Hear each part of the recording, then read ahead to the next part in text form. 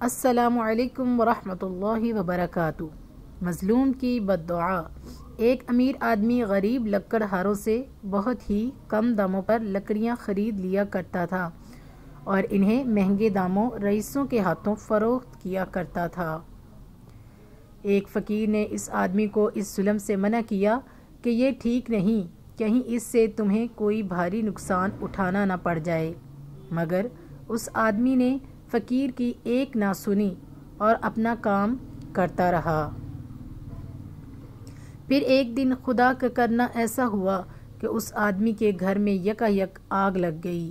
سب حیران تھے کہ آگ لگی کیسے؟ اسی وقت اس فقیر کا وہاں سے گزر ہوا اور اس نے کہا، میں بتاتا ہوں کہ آگ کیسے لگی۔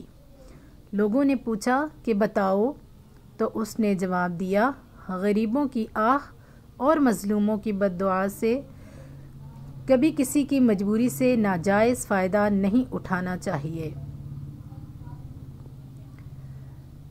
دیکھو کہ اگر اس امیر آدمی کو ہمارے پیارے نبی پاک صلی اللہ علیہ وآلہ وسلم کی یہ حدیث یاد ہوتی تو شاید ایسی حرکت کبھی نہ کرتا۔ مظلوم کی بد دعا سے بچو، کیونکہ اس کی آہ اللہ پاک کے بارگاہ سے براہ راست ڈائریکٹ تعلق ہے، اس کے بیچ کوئی چیز حائل نہیں۔ صحیح بخاری۔ صلو علی الحبیب صلی اللہ تعالی علی محمد۔